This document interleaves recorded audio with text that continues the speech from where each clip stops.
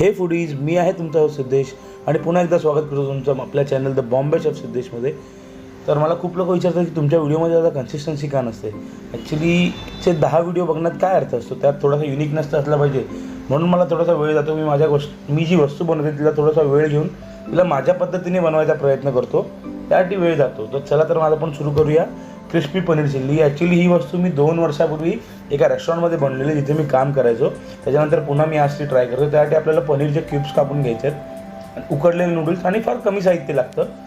तर ते हे उकडलेले नूडल्स त्या क्यूबला असे रोल करून घ्यायचे आहेत आणि ते फ्राय करायचे. त्याच्याने ते क्रिस्पी पण होतात आणि मस्तही लागतात आणि पनीर पण एकदम सॉफ्ट पडत नाही. त्यासाठी लागणारं साहित्य पहिले आपण बघून घेऊया. आपण इथे पनीरचे क्यूब्स कापून घेतले. त्याच्यानंतर कांदा आणि शिमला या दोन्ही डायमंड कटिंगमध्ये करून घेतलेल्या, डाईस कटिंगसुद्धा बोलतात.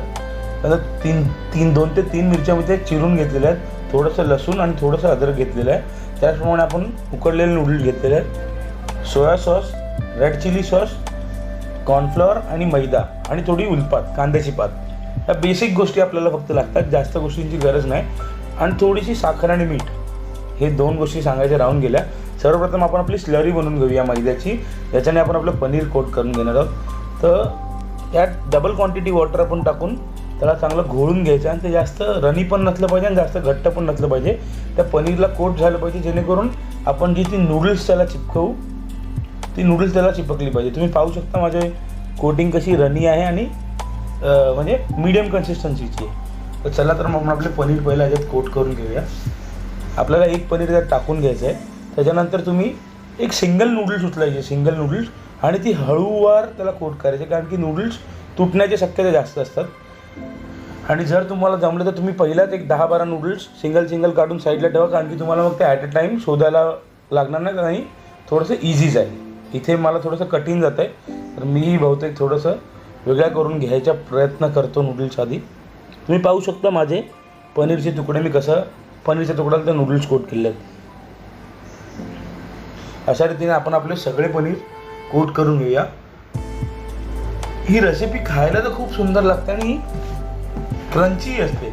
पनीर कसं युजली तुम्ही पनीर खाता तेव्हा ते सॉगी होऊन जातं, पण ह्याच्यामध्ये ते नूडल्सच्या कोटिंगमुळे ते क्रिस्पी राहतं आणि ते जास्त सॉगी नाही आहे. आणि मेन थिंग, आपण ह्याच्यात सॉस पण जास्त वॉटरी बनणार नाही आहे. त्याचा सॉस पण थोडासा ड्रायच बनवायचा आहे, कारण की एकदम पण वॉटरी सॉस बनवला तर थोडंसं ते मजा नाही येणार खायला. ह्या सगळ्या गोष्टी थोड्याशा सुक्या खायला बरं वाटतात. तर तुम्ही पाहू शकता माझे सगळे पनीर इथे कोट झालेले आहेत. आपण एका पॅनमध्ये आपलं ऑइल टाकून घेऊया. जास्त ऑइल टाकायचं नाही, कारण की डीप फ्राय नाही केलं तरी चालतं.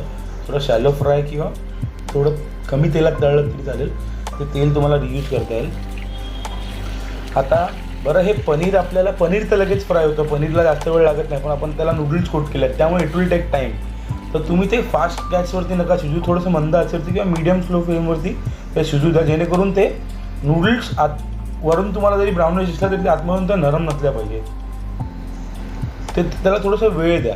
ते एकदम गोल्डन ब्राऊन झालं की ते एकदम क्रंची आणि क्रिस्पी लागणार आणि ते खायला तर खूपच सुंदर लागतं. तुम्हाला जर हवं तर तुम्ही असे सुद्धा पनीरचे फ्राय केलेले पीसेस पेरी पेरी मसाला लावून खाऊ शकता, तेही उत्तम लागेल, किंवा शेजवान सॉसमध्ये सुद्धा खाऊ शकता.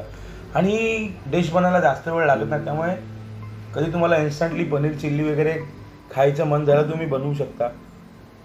अनेक वेगळ्या प्रकारची पनीर चिल्ली तुम्ही खाऊ शकता. नॉर्मल पनीर चिल्ली कोणीही घरी बनवतं. आपण आपले पनीरचे पीसेस पहिला काढून घेऊया. ते फ्राय झालेले आहेत. तुम्ही पाहू शकता माझा कलर टेक्स्चर कसा आहे.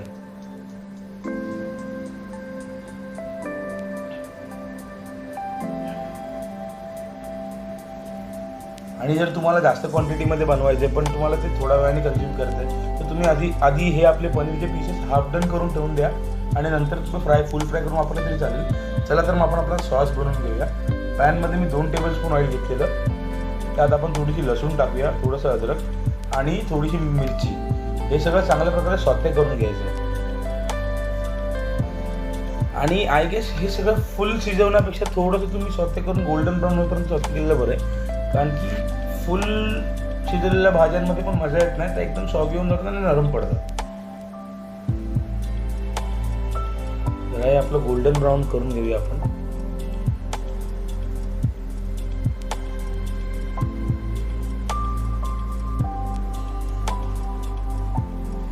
त्यात आपण आता आपला कांदा टाकून घेऊया. कांदा आणि शिमला मिरची या दोन्ही भाज्या चायनीजमध्ये मोस्ट ऑफ द थिंग्स कांदा आणि शिमला मिरचीच यूज होते.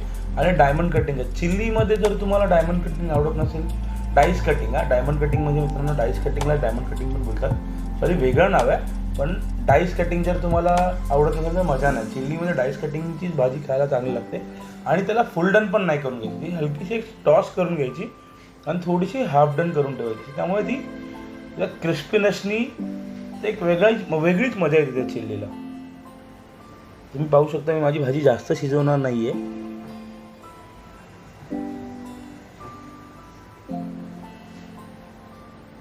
जर तुम्हाला असं टॉस करायला येत नसेल तर तुम्ही करू नका. तुम्ही फक्त आपल्या काविलत्याने हलवलं तरी चालेल, काय प्रश्न नाही. तर समजा तर तुम्ही टॉस करायला गेला आणि तुमची सगळी भाजी पूर्ण गॅसवरती सांडली.